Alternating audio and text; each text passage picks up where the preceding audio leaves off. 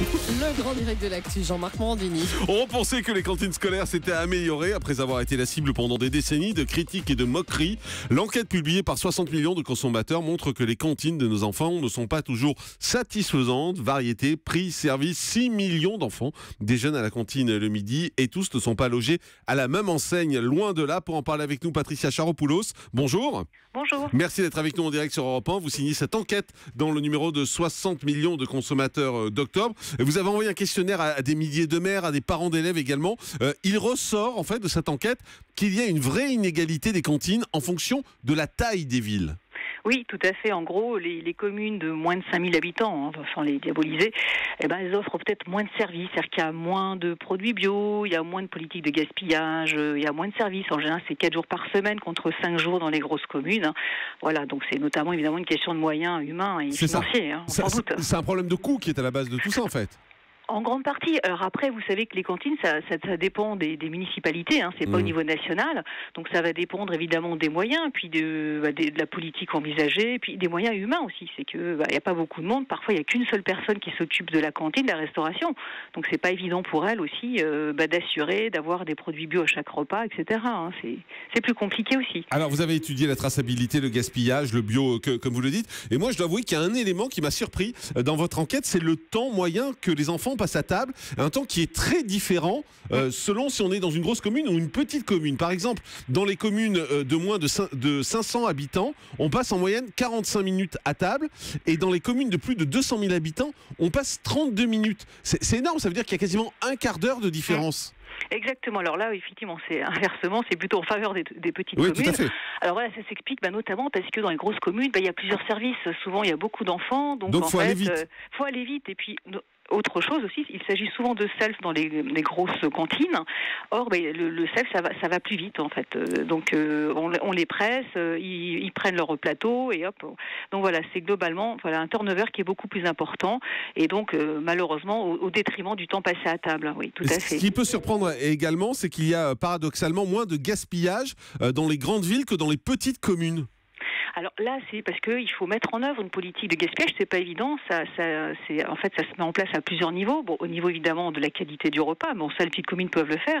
Après, il faut aussi sensibiliser les enfants. Il y a beaucoup de choses qui se font plus au niveau des grosses communes qui ont pris ce problème à bras le corps peut-être un peu plus tôt. Les petites communes s'y mettent, mais pour ça, souvent, elles vont se mettre en réseau pour agir davantage. Oui, parce que ça coûte de l'argent finalement de mettre en place cette organisation pour récupérer et pour moins gaspiller. Là encore, de l'argent et du temps et d'énergie, ce que n'ont pas forcément les petites communes.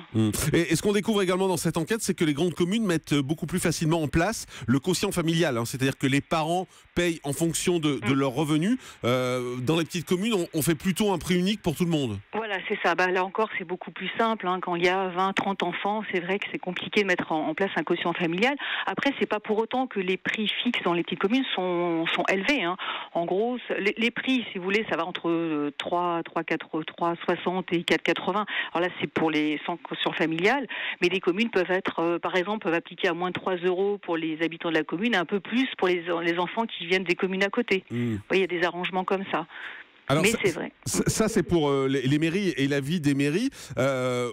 Vous êtes intéressé également aux parents, à ce que pensent les parents. Alors, moi, je suis surpris également. Les élèves sont une majorité à apprécier les repas servis. On est vraiment dans cette idée reçue que la cantine c'est pas bon, que les élèves n'aiment pas la cantine, qu'ils rentrent tous en disant c'était pas bon. Or là, dans cette enquête, 53% des élèves apprécient les repas qui sont servis. C'est beaucoup quand même. Oui, alors attention, c'est plutôt les parents qui vont penser que c'est bon. Il y a un petit décalage justement parce qu'on a aussi du coup demandé aux enfants ce qu'ils pensaient. Et les enfants sont un peu moins contents quand même de ce qu'on leur sert. On a un chiffre un petit peu moins.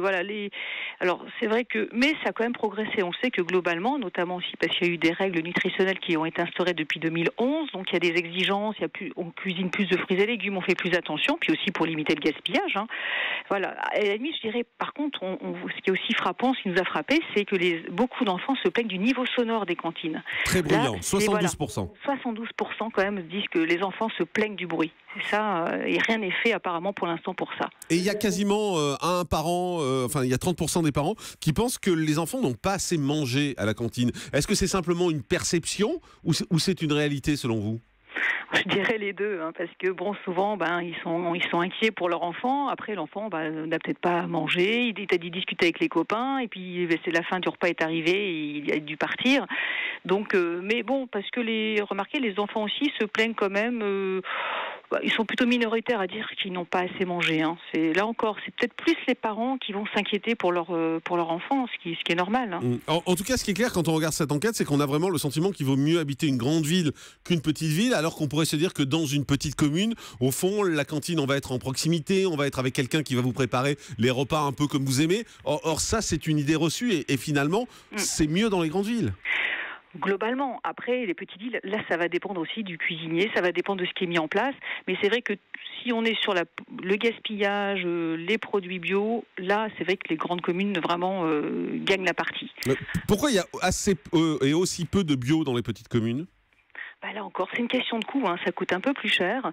Et puis, donc, en plus qu'il n'y a pas de quotient familial, c'est un petit peu compliqué à mettre en place. Et puis, il y a aussi les marchés. Il faut mettre en place un marché. Donc, comme je vous disais, c'est une personne toute seule qui s'occupe de la cantine va peut-être avoir davantage de mal à se fournir. Encore des yaourts, en général, on voit que les yaourts, les petits produits bio, en général, ça marche. Par contre, cuisiner bio, de la viande, ça devient compliqué. C'est compliqué et c'est coûteux. Et malgré tout, hein, tout n'est pas parfait parce que vous interrogez dans cette enquête Marie-Line Hugues qui est diététicienne et qui dit que la restauration collective doit offrir des aliments plus variés à tous les enfants et qu'il faut faire un effort dans ce domaine. Oui, tout à fait. Ça, donc on l'a vu depuis quelques années. L'effort déjà se fait, notamment parce qu'il y a maintenant des règles. Hein. Par exemple, il faut sur 20 jours de cantine, il faut un minimum de 10 crudités, légumes et fruits, et un maximum de 4 fritures. Avant, c'était pas le cas. En fait, avant, chacun faisait un peu comme il voulait. Chaque responsable de cantine. Maintenant, déjà, comme il y a ces critères-là, les enfants sont déjà mieux servis d'un point de vue nutritionnel. Effectivement. Merci beaucoup, Patricia Charopoulos, d'avoir été avec nous, Cantine scolaire. Les inégalités s'invitent au menu. C'est dans le numéro d'octobre de 60 millions de consommateurs.